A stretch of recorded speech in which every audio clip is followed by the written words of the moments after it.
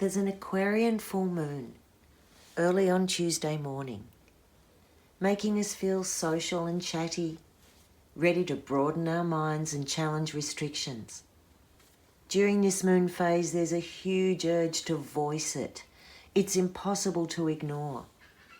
What cuts deeper is how the message will be delivered. Planets are testing our ability to move past debates of good versus evil and find innovative, creative ways to deal with conflict. Aquarius always makes it easier to try something different. And the Sun, opposite in Leo, thinks it's best to put our ego aside and open the heart with courage and self-confidence. Good plan, but will it stack up? Uranus is at the midpoint between the Sun and the Moon in Taurus. This is a T-square, with the Sun and the Moon applying all this pressure to Uranus and Uranus wanting to break free. Uranus is the planet of disruption, revolution, and sudden change. When it's expressed through Taurus, an earth sign, the foundations of security and traditional values get challenged. In this position, Uranus is causing major friction to the Sun and the Moon. The balance between the head and the heart, or what you want versus what you need, is getting a real shake-up and a new set of values. The wound of rejection and abandonment is brought to the surface, and with it, an urge to make meaningful connections and find a social tribe of shared values. Complacency is out and awareness is in. The Moon in Aquarius can cut off the emotions, preferring to think rather than feel its way through life with strategies and solutions. But this pressure from Uranus gives a voice to all of those unfelt emotions and a body response when you feel your self-worth is under attack. It has a splintering effect that falls somewhere between being crystal clear and oversharing. Tuning into the flexible, generous spirit of Aquarius Leo stabilizes the shock enough to see where true connection is maintained and bring you back to center.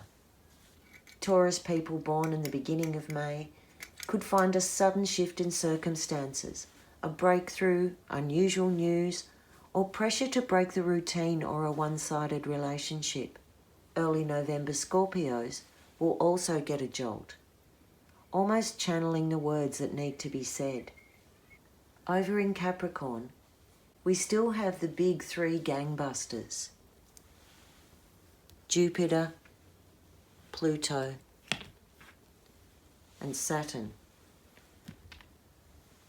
Now in a bit of biff with Mars and Mercury. Mars is accompanied by Lilith, feminine primordial power. And Mercury shares the space with the goddess Vesta, the keeper of the eternal flame of the spirit. All of them bring passion and commitment to the cause. But up against Jupiter, Pluto, and Saturn, we're asked to raise our personal power to a level that benefits others. Our individual worth impacts the whole picture, and more people are stepping into the frame. A recent example of this is the Wall of Mums in Portland, forming a linked arm barrier to protect Black Lives Matter protests from US federal enforcers. The goddess influence on Mars and Mercury bring a purity and a cleansing to all aspects of communication. And words have a lot of energy now to provoke action for better or worse. In this same moon phase, blank, silent placards are being displayed by Hong Kong protesters, the response to new laws prohibiting expression and the path to democracy. These tough aspects with Mars and Mercury are part of the resistance, a voice that won't be silenced. The kickback could be harsh, but it's unlikely to break the truth. In the midst of the exchange, Neptune is a guiding light. It offers service and sacrifice from the sidelines, calls for encouragement and lifts the spirits.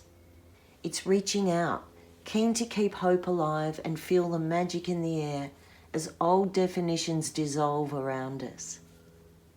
There's also a beautiful link between Venus and the North Node in Gemini that melts a few hearts, finds creative solutions, and shows difference doesn't have to mean opposition. It's poetry, and Geminis and Cancerians born around the solstice in June are especially lucky in this one, with romantic conversations reaching deeper levels of intimacy. Aquarius moons have a way of pulling us into group energy.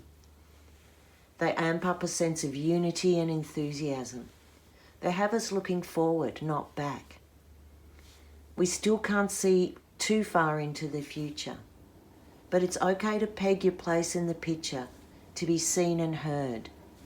Complacency is out, awareness is in. I'm Meryl Key, and this is my mystery school. Like, follow, share and subscribe.